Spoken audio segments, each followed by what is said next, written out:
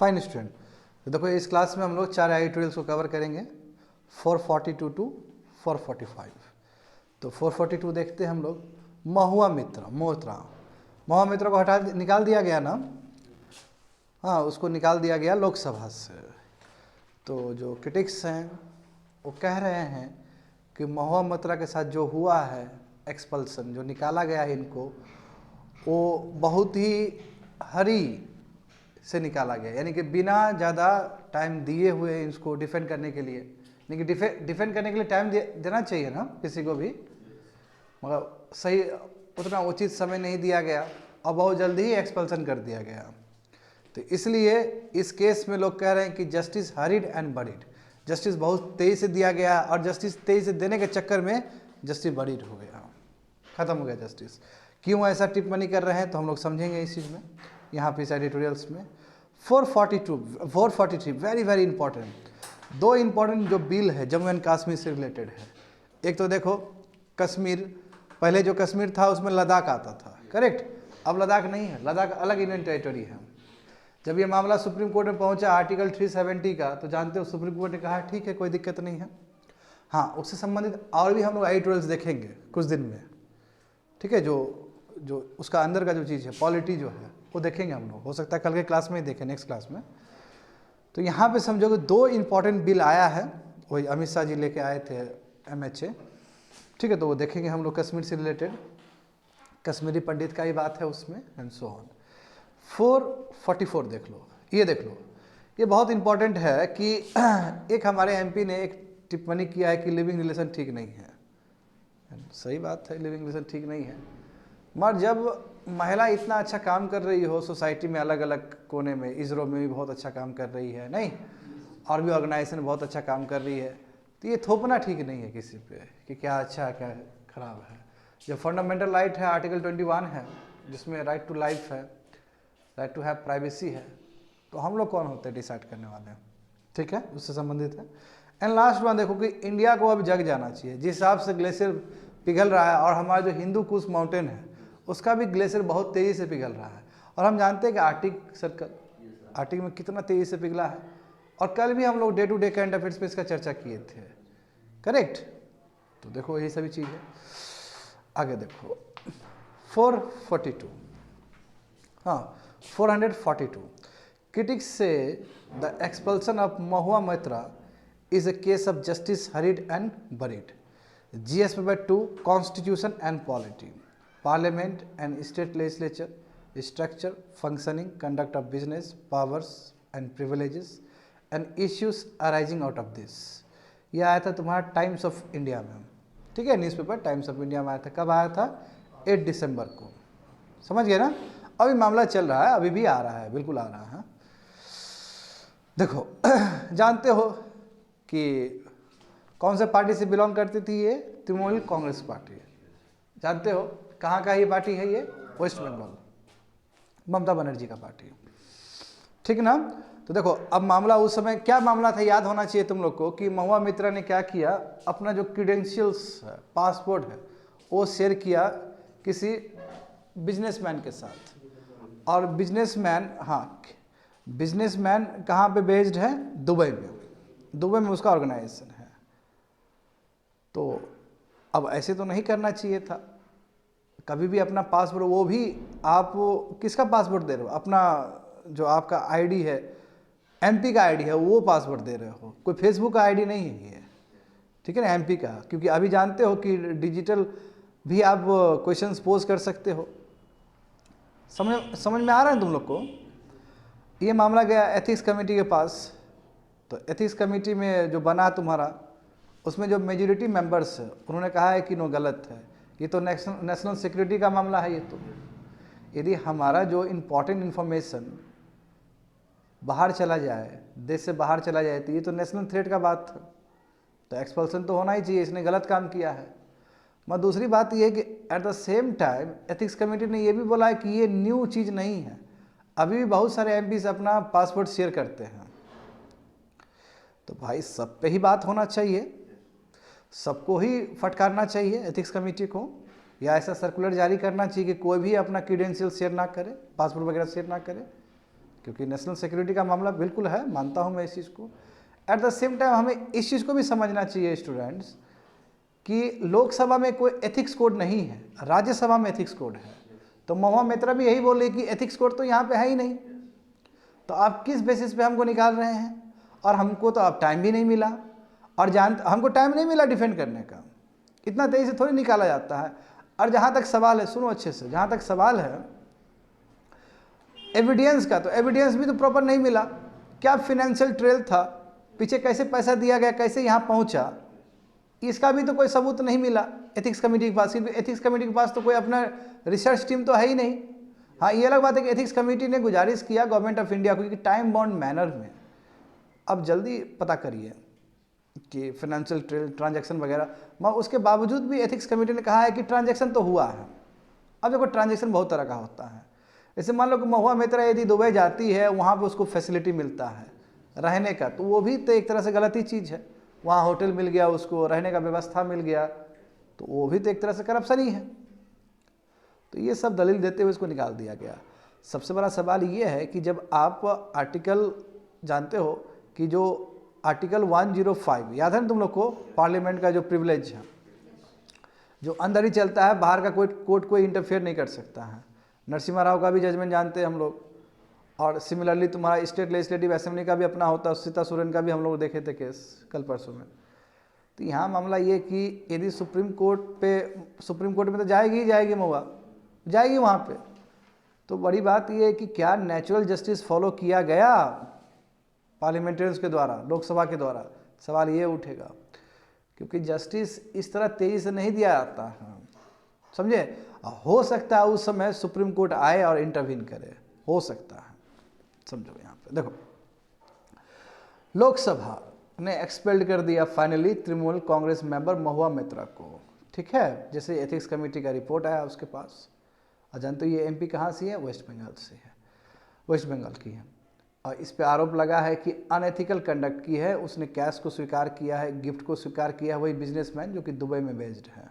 क्या नाम है इसका? दर्शन, हाँ, हिरन, हाँ, क्या है ये? अंदानी है, हाँ। और ये राइवल है अडानी का, पता है तुमको? ये राइवल है अडानी का। तो बाहर से यदि छवि खराब करोगे, क्योंकि आखिर सवाल तो वही नहीं था कि अडानी के खिलाफ आप बोलिए वहाँ पे, अडानी से सवाल पूछिए। तो एक्चुअली एक कंटेंडर है, ये नहीं चाहता कि अडानी बढ़े आगे, ये इन लोगों का बिजनेस राइवलरी है। तो ये गलत चीज़ ना है जी कि कोई बाहर से आपको चला रहा है, आप एमपी हो, आपका अपना कोइंसाइडेंस होना चाहिए। बात समझ गए ना? हाँ, देखो लिखा गया ना, house targeting his rival the Adani group. तो उसके बाद देखो, अब उस जानते हो कि पूरा अधिकार लेना लोकसभा का अपना प्रिविलेज है वो, तो वॉइस वोट से हुआ कि कितने लोग चाहते हो कि एक्सपल्सन हो जाए महुआ का, तो सबने वॉइस वोट दिया। मेजोरिटी तो बीजेपी का ही है, सब हाँ हाँ कर दिया, ठीक है।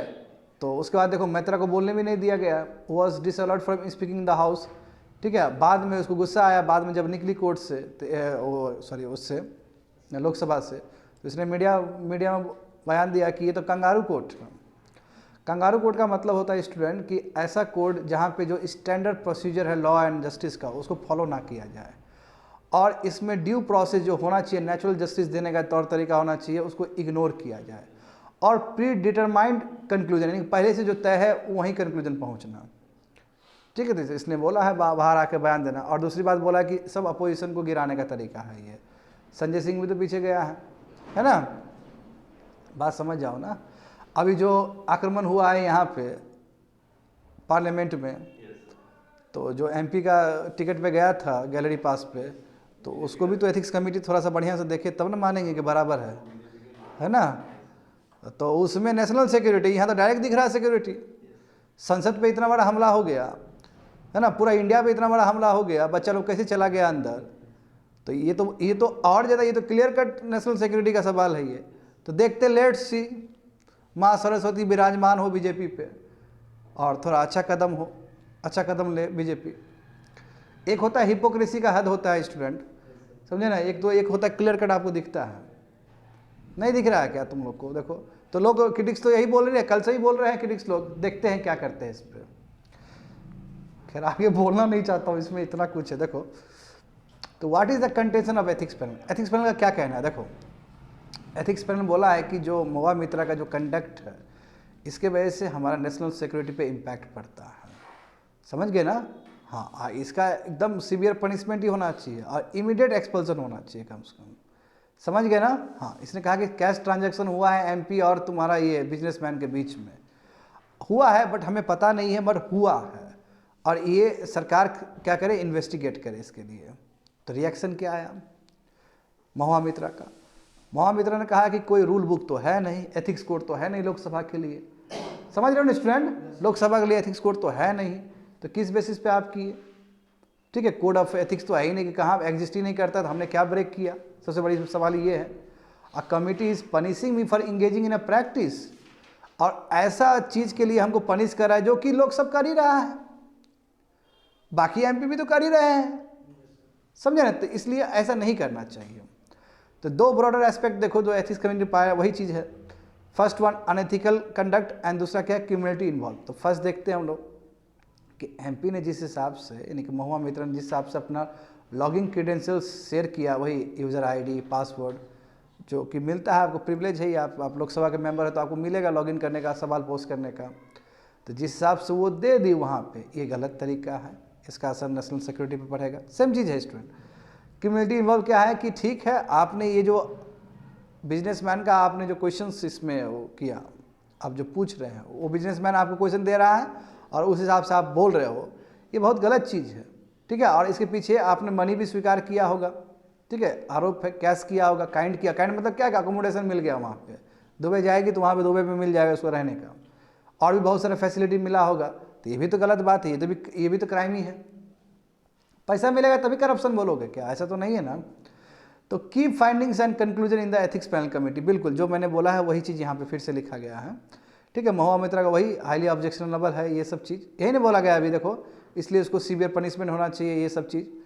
हाँ, जहाँ तक सवाल है मनी ट्रायल का, तो ये देखो सेकंड पॉइंट देखो यहाँ पे कि कमेटी ने ये बोला कि ठीक है, हमारे पास टेक्निकल टीम नहीं है। बिल्कुल नहीं है, लोकसभा के पास टेक्निकल टीम कहाँ से आएगा, एक्सपर्ट कहाँ से आएगा? तो इसलिए गवर्नमेंट ऑफ इंडिया इसको टाइम बॉन्ड मैनर पे इन्वेस्टिगेट करे। इसमें क्या है, समझ गए ना? हाँ, ये टाइम बॉन्ड मैनर में। नीचे देखो, what did the critics say about the expulsion of member from the house. Critics क्या बोल रहे हैं यहाँ पे? तो ये बोला कि देखो, आखिर ऐसा नहीं कि कमेटी, एथिक्स कमेटी में सभी मेंबर सेम ही बोले, 6-4 से हुआ है। 6 मेंबर मेजोरिटी जिन्होंने कहा है कि निकाल दीजिए, और 4 मेंबर का डिसिडेंट वॉइस या डिसिडेंट नोट देखने को मिला है कि नहीं निकालना चाहिए। तो एथिक्स कमेटी में सभी लोग नहीं बोल रहे हैं निकालना चाहिए, क्योंकि एथिक्स कमेटी में अपोजिशन के भी मेंबर रहेंगे वहाँ पे, जानते हो, बहुत सारे एमपी रहते हैं कमेटी में। तो यहाँ पे देखो स्टूडेंट, और दूसरी बात देखो कैसे, किस तरह निकाला गया इसको, तो वो तरीका भी गलत था। एक तो कमेटी के पास ये तो प्रूफ नहीं है कि कैश एक्सचेंज हुआ है, बस अनुमान लगा रहा है, और गवर्नमेंट ऑफ इंडिया से अनुरोध कर रहा है कि आप जल्दी से इन्वेस्टिगेट करिएगा टाइम बॉन्ड मैनर पे। तो कोई प्रमाण नहीं है, no proof of cash exchange कि दोनों के बीच में हुआ है। दूसरी बात है कि जो आप लॉगिंग क्रीडेंशियल्स को क्रिमिनल एक्ट बोलते हो, तो आप कमेटी ने खुद भी तो ये बात बोला है कि बहुत सारे एमपी अपना क्रीडेंशियल शेयर करते हैं दूसरे से, तो वैसा एमपी का फिर क्या? दूसरा सवाल। तीसरा देखो ये समझ जाओ कि क्यों ये एडिटोरियल्स का नाम तुम्हारा जस्टिस हरिड एंड बरीड दिया गया है। तो ये थर्ड रीजन है। देखो 495 पेज का रिपोर्ट दिया गया, सबके टेबल पर रख दिया गया एमपी को। तो बाबू इतना एमपी तो ज्ञानी तो नहीं है, आईएएस वाला मटेरियल तो है नहीं ये लोग, कि ये लोग इतना जल्दी से पढ़ लेगा और बहुत इतना जल्दी से समझ भी लेगा रिपोर्ट को, समझ रहे हो? हाँ, बहुत सारे एमपी आईएएस से भी ऊपर के लेवल पे होते हैं, बहुत सारे होते हैं, बहुत सारे तो नहीं भी तो हैं। देखो 495 पेज रिपोर्ट टेबल पर रख दिया गया सेम डे जिस दिन वोट होना है, समझे? तो बाबू तो कहाँ तुमने टाइम दिया भाई? कम से कम 1 हफ्ता दो उसको पढ़ने के लिए, समझ रहे हो ना? तुम हाथ में रख दिया और फिर उसका वॉइस कौन करता, पहले से तय है भाई, तो तुम नाम के लिए, वो फॉर्मेलिटी के लिए तुम वो 500 पेज का रखा है, ये भी एक प्रॉब्लम है।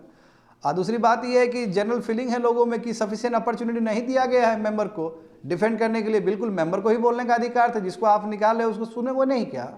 तो इसलिए जो एक्सपल्सन हुआ है कहीं ना कहीं महुआ मित्रा का, ये क्या है? जस्टिस हरिड है एंड बरीड है। होप सो समझ में आ गया होगा। तो ये गड़बड़ कर दिया ना, तरीका प्रोसीजर, समझ रहे हो ना? अब ये सब प्रोसीजर यदि सुप्रीम कोर्ट में लेके जाती है ये ये देखिए इसी तरह निकाला गया, कंगारू कोर्ट की तरह हमें निकाला गया ये वो, तो फिर नेचुरल जस्टिस वायलेट हुआ है बोल के फिर सुप्रीम कोर्ट तो इंटरवीन करेगा ही करेगा। जैसे देखो एग्जाम्पल, राहुल गांधी के टाइम में हुआ कि नहीं हुआ इंटरवेंशन, फिर सदस्यता मिल गया उनको, मेंबरशिप फिर से मिला। तो सरकार को भी ना थोड़ा ऐसा कदम उठाना चाहिए कि तो लगे कि भाई ठीक है सरकार समझदार है, नहीं दिखना चाहिए, उल्टा पुल्टा नहीं दिखना चाहिए। एक तो ऐसे ही आप जितना भी इलेक्ट्रॉनिक मीडिया पे आप कब्जा लोगे, कंट्रोल कर लोगे, तो और भी है सोर्सेस लोगों को समझने के लिए, पेपर अभी भी है, सोशल मीडिया भी है, भले वो गलती ज़्यादा गलती बोले तो आदमी का इतना बुद्धि है कि क्या सही है क्या गलत है उस पर वो कर सके, काम कर सके। अब देखो सवाल तो उठेगा आगे भी, जो पार्लियामेंट का जो कल हमला हुआ है इस पर भी लोग का नज़र रहेगा कि इस पर क्या स्टेप्स लिया जाता है।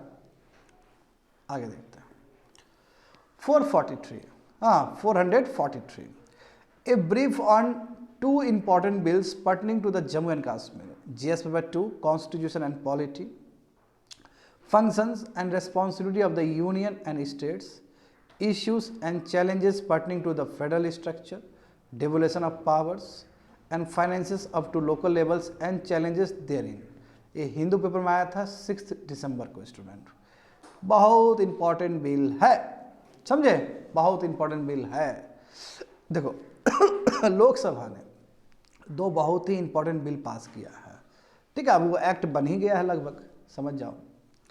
यहाँ पे देखो the Lok Sabha pass the Jammu and Kashmir reorganisation amendment bill 2023 and the Jammu and Kashmir reservation amendment bill 2023। Reorganisation का मतलब क्या होता है, फिर से रीऑर्गेनाइज किया जाए, यानी कि उसका जो कॉन्स्टिट्यूएंसी है, हाँ उसको पहले के कंपेयर में बदला जाएगा। और देखो पूरा बदल जाएगा, पहले पूरा राज्य था, यानी कि लद्दाख भी उसके अंदर था, अब ऐसा नहीं है। कश्मीर अभी इंडियन टेरिटरी है, उसको स्टेटहुड मिलेगा तो एरिया छोटा हो गया, फिर वहाँ पे टेरिटोरियल कॉन्स्टिट्यूएंसी बनेगा, समझे, और वहाँ पे उतने लोग चुन के जाएंगे विधानसभा में, और लोकसभा के लिए भी फिर अलग से किया जाएगा। समझ में आ रहा है ना। तो वो पहला, उसके लिए पहला बिल। और दूसरा क्या, कश्मीर में भी रिजर्वेशन होना चाहिए। पहले देखो आर्टिकल 370, तो उसको उस हिसाब से रिजर्वेशन होता था, अब आर्टिकल 370 तो ख़त्म ही हो गया, तो अब नए तरीके से होगा। फिर अब SC वाला भी एंगल आएगा, SC वाला भी आएगा, कश्मीरी पंडित भी आएगा, हाँ हाँ बोला गया है ना। अब कश्मीरी पंडित भी आएंगे, देखो बढ़िया समझना बाबू, मज़ा आएगा। देखो सुनो, द फर्स्ट वन, यानी कि पहला वाला जो जम्मू एंड कश्मीर, हाँ the first one seeks to reserve seats for Kashmiri migrants. तो कश्मीरी जो माइग्रेंट्स है स्टूडेंट, ठीक है, उसके लिए भी रहेगा पीपल डिस्प्ले, यानी कि पहला कश्मीरी माइग्रेंट्स भी जो है वहाँ पे हमारे भाई लोग सब जो थे, ठीक है, जो भाग गए वहाँ से, हाँ, and people displacement POK area, जो पाक ऑक्युपाइड कश्मीर से जो लोग आए यहाँ पे सेटल हुए हैं। बहुत क्राइसिस हुआ ना कश्मीर में, बहुत क्राइसिस हुआ स्टूडेंट, तो कई लोग POK से चल के इधर आ गए, तो इन लोगों को भी शरण मिलेगा। People displaced from POK area and scheduled tribes in the air to be constitute 114 seat Jammu and assembly, यानी कि 114 वाला जो सीट्स अब जो बनेगा उसमें इन लोग का भी ध्यान रखा जाएगा।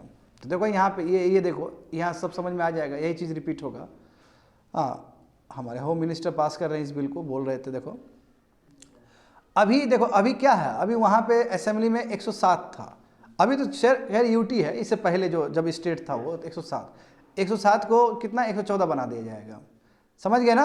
हाँ, तो इसका मतलब टेरिटोरियल कॉन्स्टिट्यूएंसी छोटा छोटा होगा, क्योंकि पहले पूरा टोटल 107 था, जिसमें लद्दाख भी था। अब कितना होगा स्टूडेंट, 114, ठीक है, नंबर 1 वही। The reorganisation bill increases the total number of seats in the Jammu and Kashmir assembly to 214 from 107। Number 1, 9 seats, 9 जो सीट्स होंगे वो रिजर्व हो किसके लिए, शेड्यूल्ड ट्राइब्स के लिए। पहली बार ऐसा हो रहा है, पहली बार ऐसा हो रहा है शेड्यूल्ड ट्राइब्स के लिए रिजर्वेशन, ठीक है, 9 सीट्स रिजर्व रहेगा, बढ़िया समझते जाना। It also empower the LG to nominate 3 members to the assembly, जैसे होता है ना लोकसभा में, राज्यसभा में, ठीक है, तो LG को इम्पावर किया जाता है, इम्पावर किया जाएगा एक्ट के द्वारा कि आप 3 मेंबर को नॉमिनेट कर सकते हो। 2 मेंबर कश्मीरी माइग्रेंट होंगे, वही कश्मीरी पंडित होंगे, हाँ माइग्रेंट उसी को बोला जा रहा है स्टूडेंट, जो कश्मीर से बेचारे अपना जान बचाने के लिए वो वहाँ से डिस्प्लेस हो गए थे, समझे। 2 मेंबर्स कश्मीरी पंडित होंगे डायरेक्ट में कहूँ तो, और 1 जो नॉमिनी होगी कम से कम उसमें महिला होना चाहिए।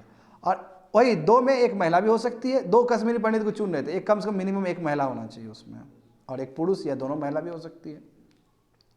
एंड एक जो मेंबर होगा, 2 हो गया ना कश्मीरी पंडित, एक जो मेंबर होगा वो पीओके वाला एरिया से आया होगा। जब पाकिस्तान के साथ वार जानते हो, हम लोग पाकिस्तान के साथ 3 वार लड़े हैं। 1947 उस समय भी जानते हो क्या क्या हुआ कश्मीर में, फिर 1965 में और 1971 में। तो जो भी वहाँ से आके यहाँ बस गए तो उसको भी एक मिल सकता है, कोई दिक्कत नहीं है। हाँ, दूसरी बात ये है स्टूडेंट कि जम्मू एंड कश्मीर जब आर्टिकल 370 था तो जम्मू एंड कश्मीर में एक अलग ही चलता था उस समय, ठीक है। और इसको क्या बोलते थे हम लोग, weak and under privilege classes बोलते थे। तो उसमें ये शब्द को हटा के अभी अदर बैकवर्ड क्लासेस कर दिया गया है अभी के बिल में। तो पहले 2004 में बनाया गया था रिजर्वेशन एक्ट, वहाँ पे भी बनाया गया था कश्मीर में, जब आर्टिकल 370 बहाल ही था वहाँ पे। समझ में आ रहा है ना। तो उसमें क्या टर्मिनोलॉजी दिया गया, नाम क्या दिया गया था, सोशल कास्ट, वही weak and under privilege classes. इस टर्मिनोलॉजी को हमने बदल दिया, क्या बोला इस बार, ओबीसी है वो, अदर बैकवर्ड क्लासेस है वो। बात समझ गए ना, ये इंपॉर्टेंट डेवलपमेंट हुआ है। तो देखो वही सब चीज़ बिल्कुल जो मैंने बताया एग्जैक्टली वही लिखा गया है, इनफैक्ट उसी को नीचे लिख दिया गया है। देखो द रीऑर्गेनाइजेशन बिल ने क्या किया कि टोटल नंबर ऑफ जो सीट्स होगा जम्मू एंड कश्मीर का उसको 107 से 114 कर दिया जाएगा, समझे। और रिजर्वेशन 9 सीट्स है, सेम है ना जी, कश्मीरी माइग्रेंट को मिलेगा एंड सो ऑन। हाँ यहाँ पे देखो, और देखो होम मिनिस्टर ने क्या बोला कि 0 टेरर प्लान है, ये उनका बयान है फॉर्मूला 3 ईयर्स अगो, जो 3 साल पहले हम किए थे। और ये 2026 आते आते एक भी टेरर अटैक होने नहीं देंगे हम कश्मीर में, कश्मीर घाटी में। आगे देखो स्टूडेंट, हाँ ये भी बता दिए ना कि वीक और अंडर प्रिविलेज जो क्लासेस का सोशल कास्ट जिसको बोला जाता था 2004 में वो रिजर्वेशन एक्ट्स में, उसका नाम चेंज कर दिया गया। क्या टर्मिनोलॉजी दिया गया इस बार, अदर बैकवर्ड क्लासेस। समझ गए ना ये सब चीज़ें। हाँ एक टीका टिप्पणी कर दिया था हाँ होम मिनिस्टर ने नेहरू जी को लेके, कि होम मिनिस्टर ने कहा, आप देखो ये तुम लोग के लिए इंपॉर्टेंट नहीं है, ये पॉलिटिक्स का है, कि फॉर्मर जो प्राइम मिनिस्टर थे हमारे जवाहरलाल नेहरू, उसने हिस्टोरिकली ब्लंडर किया। कश्मीर इसी क्यों यूनाइटेड नेशंस ले गया, वो नंबर 1 गलती ये हुआ। और सीज फायर क्यों ओके बोला वो, जबकि हमारा सेना जीत रहा था। जब हमारा सेना जीत रहा था तो सीज फायर करने की क्या जरूरत है, वो वाला एरिया हम ले लेते पीओके वाला एरिया, ठीक है। तो उसके बाद कांग्रेस को गुस्सा आया, वो चल दिया कि बहुत ठीक है तुम बोलते रहो हम जा रहे हैं। तो बात है बर्दाश्त नहीं होता है, समझे। हाँ तो नेहरू जी पे तो आरोप लगता है ये भी। अब पटेल जी बोलते थे अरे यार नहीं जाना है। अच्छा हाँ तुम लोग सुना भाषण, दिग्गी राजा को झड़ा था ना, ये भाषण में बहुत अच्छा बोला था ये। हाँ ये बोला कि जब जूनागढ़ का बात हुआ तब नेहरू जी का नाम नहीं लीजिएगा, और जब कश्मीर का बात होगा तो नेहरू जी का नाम लीजिएगा। तो उधर से कांग्रेस क्या बोलता है, इंडियन गवर्नमेंट। अच्छा इंडियन गवर्नमेंट, इंडियन गवर्नमेंट क्यों, तो बोलिए नेहरू जी। तो नेहरू जी तो गए नहीं जूनागढ़ में, आगे जिसमें गए तो वहां तो ब्लंडर कर दिए डायरेक्ट अटैक कांग्रेस पर। ये गलत बात है ना, हद गलत बात है। और इतना बुड़बक आदमी लोग है कांग्रेस सब कि भाई तुम्हारा जो सबसे ज़्यादा माइलेज वाला जो बीजेपी पकड़ लिया है, नहीं पटेल जी तो कांग्रेस के मेंबर है। हाँ ये दिक्कत यही है कि नेहरू जी का इमेज को इतना आगे बढ़ाने के चक्कर में ना जो मेन लीडर है, उससे भी बड़े जो लीडर है उसको तुमने इग्नोर कर दिया। पटेल जी को लेता तुम, सरदार वल्लभ भाई पटेल का ज़्यादा एक्सेप्टेंस है इस कंट्री में, क्योंकि लौह पुरुष है, कंट्री को यूनाइट किए हैं। तो चाहता तो कांग्रेस यदि अपना राजनीति और अच्छा चमकाना चाहता तो पटेल जी को लाया जा सकता था। एक भी फोटो नहीं डालता था यार ये लोग कांग्रेस में।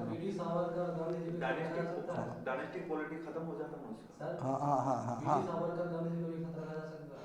साथ में कभी नहीं लाया जा सकता। तो कांग्रेस मेंबर थे ना जी वो, उससे क्या आज सबको पता है। अच्छा बीडी सावरकर का क्या रोल है, पटेल ये जो सरदार वल्लभ भाई पटेल का कद कितना बड़ा है। हाँ नहीं एक साथ नहीं रखा जा सकता है, नहीं मैं चलो ठीक है तुम्हारा भी नहीं बोले, जैसे कॉमन आदमी का जो भी है। मैं इस बात से तो तुम इनकार नहीं कर सकते हो कि सरदार वल्लभ भाई पटेल का बहुत कंट्रीब्यूशन है ना। तो ये सब कोई जानता है, जन जन जानता है इस चीज़ को। जब तुम्हारा दिमाग पागल है तुम कि तुम ये सब पता है लोगों के बीच में कि पटेल जी का क्या रोल है, और पटेल जी कांग्रेस से, मैं बोल रहा हूँ पॉलिटिकल माइलेज लेना है तो ढंग से लो ना। अब बताओ वो अगला वाला बीजेपी ले रहा है तुम्हारे नेता का, तो तुमको इतना भी बुद्धि नहीं है। तुम्हारा बुद्धि बाबू जंग लग गया है तुम्हारा बुद्धि। हमको तो समझ में नहीं आता कि पॉलिटिकल पार्टी कैसे अपना एजेंडा को आगे ले जाता है। जब तुमको लग रहा है कि तुमको बैसाखी चाहिए, तुम मरने वाला है, तुम इतना नीचे चला गया है, तो सही सही पॉलिटिकल लीडर का नाम लो, रिवाइव करो अच्छे से। और कम्युनिस्ट में भी यही हालत है। पता भगत सिंह का नाम कभी लिया नहीं लो। भगत सिंह का नाम लेकर कम्युनिस्ट कितना आगे जा सकता था चाहता तो। मैं कौन सद्बुद्धि दे इन लोग को? अपने ही वो देखता है ना सर, वो कभी किसी से इंस्पायर हुआ। सद्बुद्धि कौन दे इसको? देखो बढ़िया से आम आदमी पार्टी ने ले लिया भगत सिंह को। देख रहा है ना कंट्री पॉलिटिक्स। हाँ तो पता है भगत सिंह का किताब उधर पढ़ रहा था, पता है हमको। हाँ हाँ। तो बाबू हम सच पूछे, हम हमारा जो आकलन यहाँ से, अंदर तो पता नहीं भगवान जाने क्या होगा, यहाँ से जो आउटसाइडर के रूप में जो देख रहे हैं, क्योंकि पॉलिटिक्स का हिस्सा तो नहीं है, वो हमको लग रहा है कि बहुत सारा पॉलिटिकल पार्टी को नहीं आता है चलना।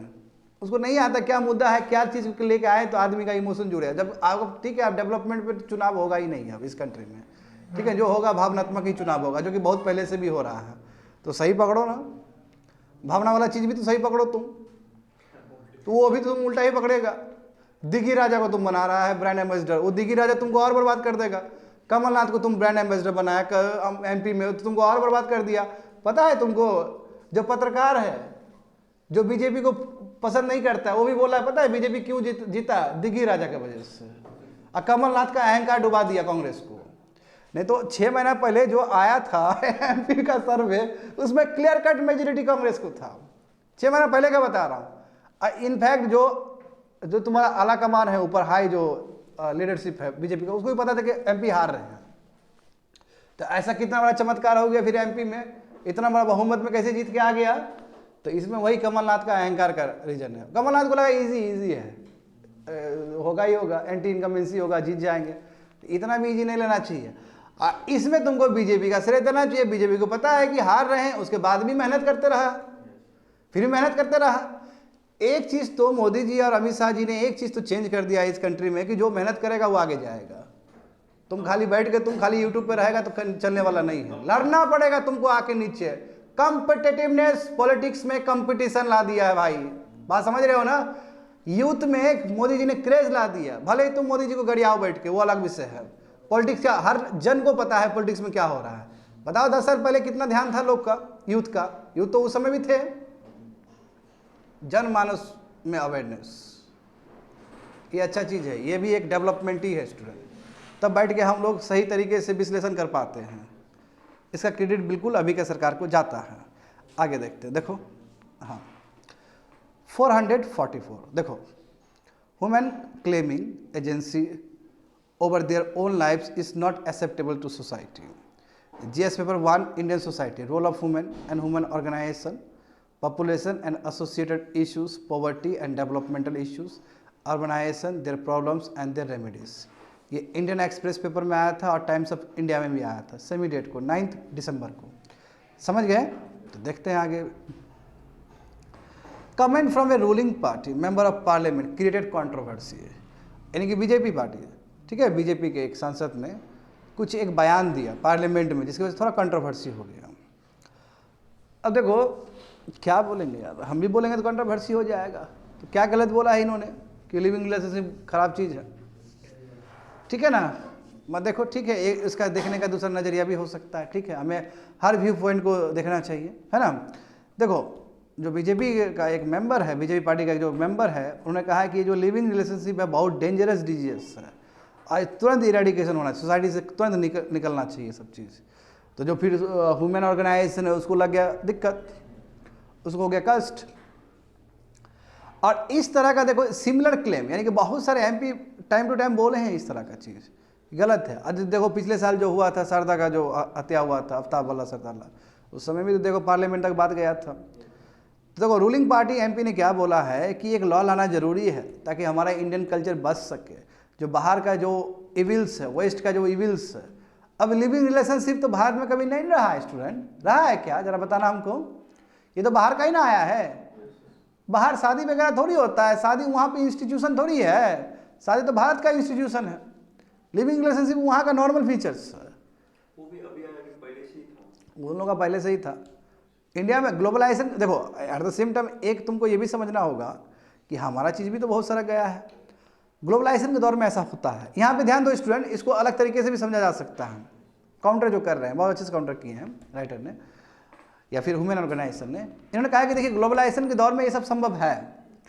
क्यों नहीं? हमारा योगा पूरा दुनिया प्रैक्टिस कर रहा है। पहले तो हमारे इंडिया में ही कन्फाइन था, वो हमारे इंडियन सब कंटिनेंट में ही था। अब पूरा दुनिया योगा दिवस बनता है पूरा दुनिया में, तो हमारा जो बेस्ट प्रैक्टिस है वो दुनिया में प्रैक्टिस कर रहा है। अब ग्लोबलाइजेशन के टाइम में ऐसा होता है कि किसी कंट्री में प्रैक्टिस किया जा रहा है, किसी कंटिनेंट में प्रैक्टिस किया जा रहा है, वो आएगा आपके पास, उसको आप इनकार नहीं कर सकते हो। अरे गेटिंग में समझ पा रहे हो ना? देखो यहाँ पे तो रूलिंग पार्टी एमपी ने क्या कहा है कि इंडियन कल्चर को हमें बचाना होगा इविल्स ऑफ द वेस्ट से, ठीक है। And in this case the freedom to choose who to love and how to consummate it, यानी कि तो समझ रहे हो ना इसका मतलब कि लिविंग रिलेशन नहीं होना चाहिए, सिंपल सी बात है, नहीं होना चाहिए। लास्ट ईयर देखो वही बोले कि जो मर्डर हुआ था यंग वुमेन, वो शारदा केस जो हुआ था, उसमें भी एक यूनियन मिनिस्टर ने बोला था कि एजुकेटेड जो महिला है ना उसको बिल्कुल उसको नॉन ट्रेडिशनल रिलेशनशिप में नहीं रहना चाहिए, उसको ट्रेडिशनल रिलेशन में ही रहना चाहिए। मतलब जो भारत का जो परंपरा है उसी के साथ उसको रहना चाहिए। अच्छा है, कोई गलत नहीं बोला है। जो माँ बाप जो इच्छा से आपको शादी करवा दे वो बेटर है। नॉन ट्रेडिशनल क्यों? ट्रेडिशनल तरीके से ही करो, सोशल इंस्टीट्यूशन है हमारा मैरिज। हाँ, लव मैरिज करके शादी कर लो, ये संभव है। लिविंग देखो, लिविंग हमारे इंडियन कॉन्टेक्स्ट में बोलना चाहता हूँ, ठीक है ना, बहुत अनइथिकल है, मेरा अपना ओपिनियन है ये, ठीक है। हो सकता है हमको भी काउंटर कर सकते हो तुम लोग, मगर मैं जो सोचता हूँ कि लिविंग बहुत ही अनइथिकल है। इसलिए अनइथिकल है कि तुम्हारा वो ऑब्जेक्टिव नहीं है जो ऑब्जेक्टिव होना चाहिए जीवन में आगे बढ़ने के लिए। तुम्हारा एक ट्रायल चल रहा है जीवन का, शादी को एक ट्रायल बना दिया तुम लोग कि 1 साल 2 साल रहेंगे, फिजिबिलिटी मिलेगा, हम लोग का मस्तिष्क मिलेगा, माइंड मिलेगा, फिर ब्याह करेंगे, शादी करेंगे आगे। इसका मतलब तुम गलत काम करोगे 1 साल तक 1.5 साल तक, और उसके बाद तुम किसी भी तुम्हारा अभी शादी हो जाए तो आदमी लड़का लड़के के बीच में 6 महीना में झगड़ा होना शुरू हो जाता है। होता क्यों नहीं होता है? और लिविंग में तो लड़की भी उतना ही ऊंचा रहेगी जितना लड़का रहेगा, दोनों का पैसा बराबर ही खर्च होता है। लिविंग का कॉन्सेप्ट ही यही है कि तुम भी कमाओगे हम भी कमाएंगे, दोनों लगाएंगे, दोनों का इंपावरमेंट स्ट्रांग होगा। चलो ठीक है, ये अच्छी बात है, मगर टूटने का उतना चांसेस ज़्यादा है लिविंग में। लिविंग में गलत होने का चांस ज़्यादा होता है। और मैरिज क्या है कि मैरिज में और भी लोग विटनेस कर रहे हैं, आपके आसपास लोग भी रह रहे हैं। यदि कोई तरह, हाँ बिल्कुल, यदि कोई तरह का बात होगा तो वो लोग आके आपको संतावना देंगे कि कोई बात नहीं, हम लोग को टाइम में भी हुआ था बाबू, कोई बात नहीं, होता है ये सब चीज़, रखो अच्छे से। और जहाँ तक सवाल है मियाँ बीवी का झगड़ा करना बाबू, तो मियाँ बीवी का झगड़ा में किसी को पढ़ना ही नहीं चाहिए। वो पता चला सुबह लड़ रहा है, शाम को ठीक है, हंस रहा है, बोल रहा है, पराठा बना रहा है, उसके लिए खुश है।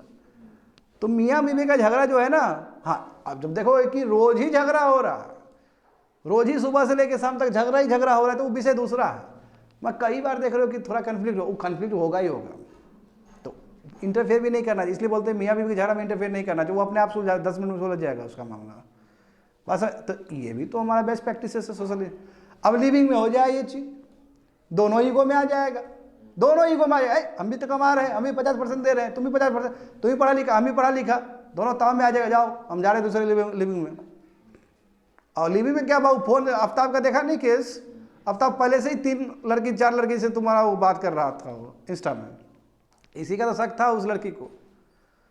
और उसके बाद देखो इतना पनौती आदमी वो कि मारने के बाद, फ्रिज में रखने के बाद दूसरा लड़की लाया है वो रूम में।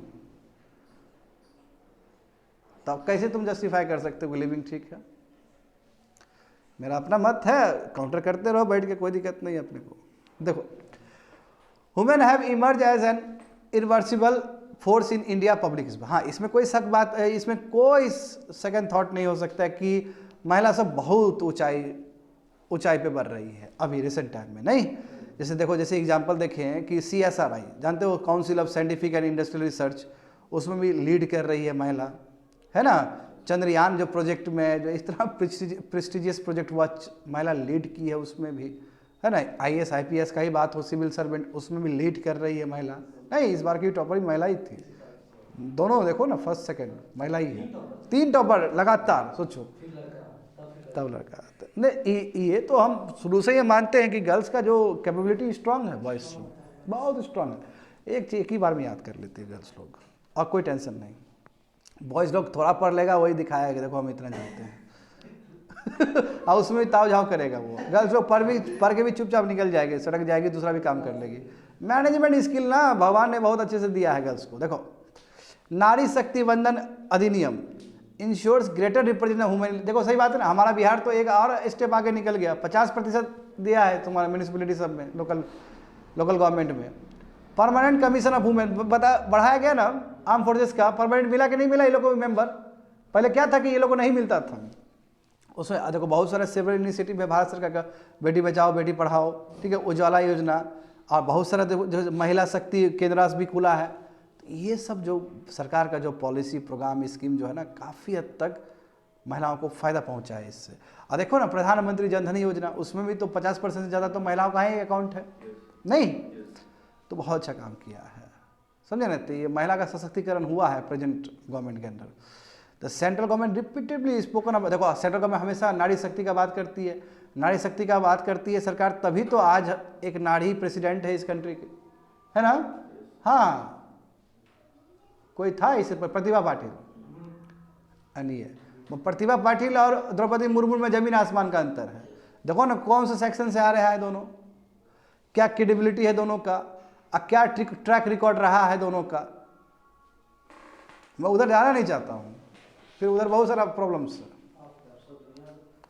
हाँ, दुनिया को ही पता है, गलत बात है ना? हाँ। Such comments reflect a pervasive and growing practical anxiety over women claiming agency over their own lives.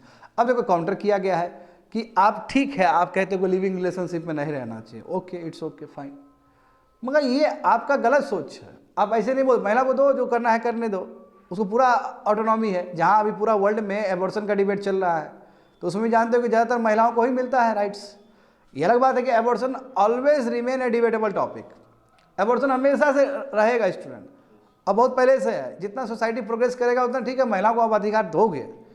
Abortion करना अभी भी तो अनइथिकल प्रैक्टिस है, तो वो इसमें ये काउंटर किया गया कि ठीक है। देखिए सम क्या बोल रहा है कि देखो कि आप ट्रेडिशन बोल रहे हो कि ट्रेडिशन फॉलो करना चाहिए, तो जो एस्पिरेशन है लार्जर सेक्शंस का, हो सकता है महिला का एस्पिरेशन हो लिविंग रिलेशनशिप में रहने का, यदि महिलाओं का इच्छा है तुम्हारा और भी बहुत सारा चीज़ करने का, तो आप कैसे उसके ऊपर इम्पोज कर सकते हो नॉर्म्स सब।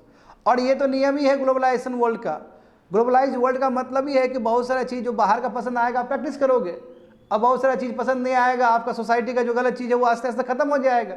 ये नियम है, ग्लोबलाइजेशन में होता है ऐसा, ठीक है? तो ठीक है ये बात। देखो एनसीआरबी का जो डेटा है स्टूडेंट, जो कहते हैं कि देखो अब तुम खुद देखो, जान के हैरान हो जाओगे कि पहले प्रीवियस ईयर के कंपेयर में इस बार जो क्राइम हुआ है महिलाओं के अगेंस्ट वो 4% वृद्धि हुआ है। इसमें ज़्यादातर जो लोग सब इन्वॉल्व है क्राइम करने के लिए, उसके घर के आसपास के ही लोग सब है, हाँ, घर के ही मेंबर्स सब है, उसके पार्टनर हस्बैंड है, फैमिली मेंबर्स है, रिलेटिव्स है, हाँ, इन लॉज सब है, समझ रहे हो ना? तो फिर कैसे तुम जस्टिस ठहरा सकते हो कि जो ट्रेडिशनल नॉर्म्स है आपका शादी ब्याह वाला, उसमें देखो मैंने जस्ट 2-3 दिन पहले ही पढ़ा स्टूडेंट कि एक कहीं अपने बिहार राज्य में ही कहीं पे दहेज की वजह से जला दिया गया। तो पहले सुनते थे तो लगता था चलो गलत हो रहा है, अभी भी सुनने को मिलता है, तो ये तो बहुत गलत चीज़ ना है जी कि आप दहेज के लिए किसी को मार दिए। लिखा गया था उसमें, हेडलाइंस था, लिखा गया लड़का फरार। तो कहाँ तुम फरार हो गए? पुलिस तो कहीं से भी ढूंढ के निकालेगा तुमको। अच्छा इससे मुझे याद आया कि एक हस्बैंड और वाइफ जा रहे थे घूमने के लिए, जस्ट शादी हुआ था, समझे ना, और लड़की गायब हो गई पता चला लड़की अपने प्रेमी के साथ था, तो लड़का पागल हो रहा है। हाँ, क्या क्या सुनने को मिलता है। देखो तो individual rights get trumped by community quite often. कई बार होता है कि जो आपका देखो सुप्रीम कोर्ट भी तो हमेशा बोलती है, आर्टिकल 21 है आपके पास ना, 21 है, राइट टू हैव प्राइवेसी, आपका प्राइवेसी है जिसके साथ आपको, देखो होमोसेक्सुअल तक को बोल दिया। हाँ, ये अलग बात है कि मैरिज नहीं दिया, वो मैरिज का अधिकार, एडॉप्शन का, सक्सेशन का अधिकार पार्लियामेंट का है, मगर होमोसेक्सुअल के लिए वर्जित तो नहीं है, आप साथ में रह सकते, कोई प्रॉब्लम नहीं है। वो आपका इंडिविजुअल राइट्स है। तो यहाँ पे वही बोला जा रहा है कि जो इंडिविजुअल जो राइट्स है ना, कई बार ना मोस्ट ऑफ द टाइम वो कम्युनिटी क्या करता है, उसको इन्फोर्स करता है, उसको दबा देता है, और ऐसा होता है, ये भी बात सही है। देखो वही लिखा गया है कि इंडिविजुअल का राइट जो है बिल्कुल उसका फ्रीडम ऑफ चॉइस है, वो संविधान का एक बहुत अटूट अंग है, आर्टिकल 21। इसमें यही बोला गया, देखो नीचे देख सकते हो तुम लोग। और जहाँ तक सवाल है कि चॉइस मैरिज में, ये तुम्हारा ग्लोबली रिसेंट फेनोमेना है, क्योंकि जानते हो कि उसके बाद बहुत सारे इंडस्ट्रियल रिवोल्यूशंस हुआ, तो लोग भी, महिला भी काम करना शुरू कर दी। जब महिला काम करना शुरू कर देगी तो माइंड तो प्रोग्रेसिव होगा ही होगा, समझ गया ना। जैसे देखो इंडिया में देखो कम्युनिटी या फैमिलीज अभी भी इंडिविजुअल्स के ऊपर थोपते हैं बहुत सारा चीज़ को, अभी भी होता है हमारे आसपास। देखो इंडियन सोसाइटी का हिस्सा है स्टूडेंट, उसको इनफैक्ट तुम रख सकते हो क्लब करके अलग से। अभी भी होता है ना कि लड़की का शादी तय कर दिया गया, लड़की को भी पता नहीं, या लड़की से पूछा भी नहीं गया। तो अभी भी हम देखते हैं ये सब चीज़, और लड़की से ओपिनियन भी नहीं लिया जा रहा है। इतना भी नहीं होना चाहिए। नहीं, जब लड़का लड़की को देख कर रिजेक्ट कर सकता है तो वाइस वर्सा ऑल्सो, ये भी होना चाहिए, लड़की भी लड़का को देख कर रिजेक्ट करे। नहीं, ये तो नहीं हो रहा है। हम मानते हैं इस बात को, इसमें कोई सेकंड थॉट नहीं है कि कुरीति है, ठीक है, कुरीति है, दोनों को दीजिए मौका, दीजिए बराबर मौका दीजिए। और marriage as a social institution ठीक है, ठीक है, उसमें कोई बुराई नहीं है, ठीक है। मैं इसमें आप बहुत कुछ सुधार कर सकते हैं, समझ गए ना स्टूडेंट। देखो यहाँ देखो डाउरी रिलेटेड ट्रेजेडी देखो, जिसमें फैमिली खुद इन्वॉल्व है। हाँ, स्पेशली औरत लोग तो और ज़्यादा इन्वॉल्व रहता है इसमें, हर समय बोलते रहते हैं। मुद्दा आया ना सोसाइटी का मुद्दा आएगा तो बाबू आसपास का मुद्दा है, उसमें जितना जोड़ सकते हो उतना जोड़ो। 445 देखो, India should seriously think about the melting of Himalayan glacier. सोचना पड़ेगा बाबू, ये जो आज गंगा जमुना जो जितना भी देखते हो तुम नदी, ये सब तो ग्लेशियर के ऊपर ही टिका हुआ है। यदि ग्लेशियर में कोई प्रॉब्लम आएगा तो नदी आपका बर्बाद हो जाएगा फिर। और जानते हो कि 44% या रफली कहूँ तो 50% जो भारत का जो आबादी है वो पूरा तुम्हारा प्लेन पे ही टिका हुआ है, नदी पे ही टिका हुआ, फिर नदी तुम्हारा हिमालय पे टिका हुआ है। तो कोई तरह का दिक्कत आएगा हिमालयन ग्लेशियर में तो पूरा गैंजेटिक प्लेन में प्रॉब्लम आ जाएगा, लाइवलीहुड में प्रॉब्लम आ जाएगा। इसलिए हमें सोचना पड़ेगा अभी से ही। GS paper 3 ecology and environment, conservation, environmental pollution and degradation, environment impact assessment, ये हिंदू पेपर में आया था 9 दिसंबर को। देखो बिल्कुल स्टूडेंट, ये तुम लोग जानते हो, मैं कई बार चर्चा कर चुका हूँ इसके बारे में। 2011 से लेकर 2020 ये जो डिकेट रहा है सबसे वार्मेस्ट डिकेट रहा है। मगर देखो गर्म डिकेट होने के बाद भी, सबसे वार्मेस्ट डिकेट होने के बाद भी जो कैजुअलिटी है बहुत कम हुआ है। नहीं तो देखो यहाँ पे कि 2011 से लेकर 20 ये डिकेट है, ये ऑल्दो क्या रहा है, वार्मेस्ट रहा है, मगर उसके बाद भी जो डेथ है बहुत कम हुआ है because of the extreme events. हाँ, अभी ये आंकड़ा आया है, WMO का है रिपोर्ट। यहाँ पे देखो इसका श्रेय किसको जाता है, अर्ली वार्निंग सिस्टम को, ठीक है, अवेयरनेस से फोरकास्टिंग टाइम पे हो जाता है, बेटर डिजास्टर मैनेजमेंट, ये सभी को श्रेय जाता है। अब देखो ये देखो अपने आप में बहुत ही अच्छी बात है कि कोई सिंगल ऐसा ट्रेजेडी नहीं हुआ जिसमें 10,000 लोग का जान गया हो एक बार में। कल बताए थे student, if you remember correctly, ठीक है, कि पहले क्या था कि कोई भी एक त्रासदी आ जाता था तो 10,000 लोग एक बार में साफ या उससे ज़्यादा लोग एक बार में साफ, ऐसा नहीं हुआ इस बार। और ये ऐसा जो घटना नहीं हुआ ये 1950 के बाद ऐसा नहीं हुआ है। तो 1950 में भी ऐसा ही था कि कोई भी ट्रेजेडी की वजह से कहीं पे भी 10,000 से लोग ज़्यादा मरे नहीं थे। तो ये बहुत बड़ा इस बार का अचीवमेंट है इस डिकेट का, 11 to 20 का। एंड दिस, ये पहला डिकेट है स्टूडेंट जहाँ पे हमने देखा कि ओजोन लेयर भी जो डिप्लीट हो चुका था वो रिकवर हो रहा है, बहुत अच्छे से रिकवर कर रहा है। और उसके बारे में हम लोग चर्चा किए थे स्टूडेंट कि CFC है ना, CFC रिस्पॉन्सिबल है तुम्हारा ओजोन लेयर डिप्लेशन के लिए। तो उसके लिए हम लोगों ने HFC लाया, और जब HFC लाया तो पता चला कि भाई चलो ठीक है, ओजोन लेयर को तो इम्पैक्ट नहीं करता HFC, मगर ये क्या है, ग्रीन हाउस गैस है। तो ये इसका पोटेंशियल और ज़्यादा है तुम्हारा, ये मीथेन से भी ज़्यादा पोटेंशियल है, कार्बन से भी ज़्यादा पोटेंशियल है तुम्हारा ग्रीन हाउस गैस बढ़ाने के लिए। तो इसलिए इसको भी हटाने का बात किया गया है। कब, किगाली एग्रीमेंट 2016। आगे देखो ग्लेशियर जो बच्चे लोग जो पिघल रहा है, 1-1 मीटर पिघल रहा है तुम्हारा, यानी 2011 से लेकर 20 तक देखोगे तो 1-1 मीटर प्रत्येक साल पिघल रहा है ग्लेशियर, समझ गए। तो देखो जैसे ग्रीनलैंड और Antarctica lost 38% more ice between 2011 and 20 than during the previous decade, यानी कि पिछले डिकेड कंपेयर करोगे तो लगभग 40% ग्लेशियर खो चुका है, ज़्यादा खोया है, समझे कंपैरिजन में। जैसे मान लो कि 2001 से लेकर 2020 तक मान लो कि 100 यूनिट खो दिया ग्लेशियर, लेट्स एग्जांपल दे रहा हूँ, ठीक है। इस बार कितना खोया है तुम्हारा? लगभग 140, तो बहुत बड़ा होता है ना अमाउंट ये। और देखो एक और प्रत्येक साल 1 मीटर से तो तुम्हारा ग्लेशियर और पिघलते चला जा रहा है। तो और भी देखो जो चीज़ आया है यहाँ पे, when compared across decades there is significant regional variability in the melting of world glacier, but the overall pattern remains the glacier in all regions of the world are becoming smaller। हाँ, अलग अलग जगह पे है, जैसे देखो Arctic circle में बहुत तेज़ी से पिघल रहा है, ठीक है, कहीं पे कम पिघल रहा है। वह पूरा दुनिया का उठा के देखेंगे ऑन एवरेज तो पिघल तो रहा है, ऑन एवरेज पिघल रहा है, अच्छा खासा पिघल रहा है, समझे।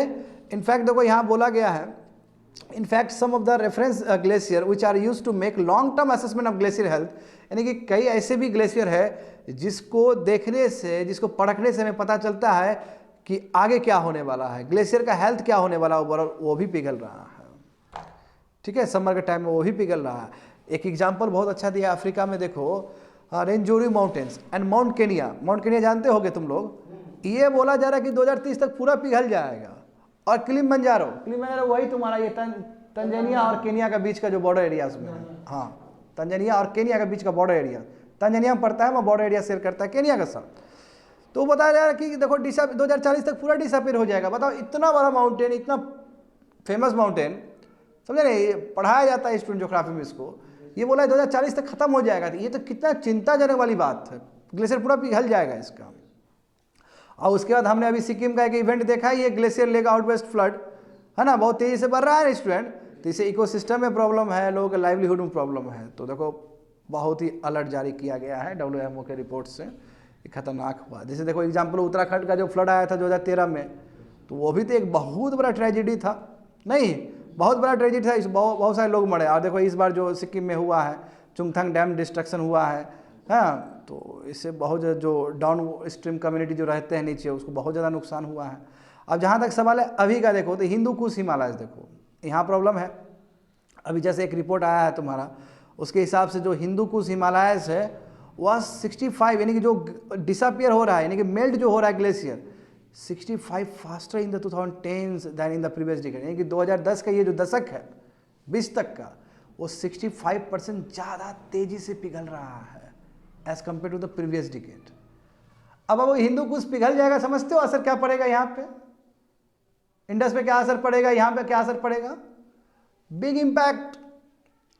आज हिमालयस है, हिंदू कुश है, तभी जाके तुम्हारा इतना बड़ा सिस्टम बना हुआ है, समझे। और अपना क्या हिमालय नहीं पिघल रहा है क्या? हिमालयस भी तो बहुत तेजी से पिघल रहा है, इसलिए अभी से ब्लूप्रिंट होना चाहिए। देखो अब जहाँ तक सवाल है, पेरिस एग्रीमेंट हुआ, पेरिस एग्रीमेंट में बोला गया कि 2 डिग्री सेल्सियस तक ले जाएंगे 22nd सेंचुरी तक, यानी कि 2100 तक क्या करना है, 2 डिग्री सेल्सियस तक, 2 डिग्री से ऊपर बढ़ने नहीं देना है, कोशिश तो करना है 1.5 डिग्री तक रखने का as compare to pre industrial level. अच्छा प्री इंडस्ट्रियल लेवल में कितना टेम्परेचर था, 14-15 डिग्री सेल्सियस। यहाँ ध्यान दो, बच्चे लोग नहीं समझ में आ रहा हो तो यहाँ ध्यान दो, प्री मतलब 1750 से पहले का बात कर रहा हूँ मैं, उस समय टेम्परेचर 14 से 15 degree Celsius on an average था। अभी तो तुम्हारा कितना 1.15 बढ़ चुका है, उतना बढ़ना मतलब बहुत बड़ा इम्पैक्ट। और हम बोले थे बढ़िया सुनो कान खोल के बच्चे लोग, तुम लोग का इन्वायरमेंट जीरो है, देखो यहाँ पे। तो अब इसमें बोला गया, पेरिस एग्रीमेंट में ये बोला गया कि 2100 तक जो भी प्री इंडस्ट्रियल लेवल था उसमें जो बढ़ोतरी होना चाहिए वो 1.5 डिग्री तक हम सह लेंगे, या मैक्सिमम 2 डिग्री तक सह लेंगे, उससे आगे बढ़ने नहीं देंगे।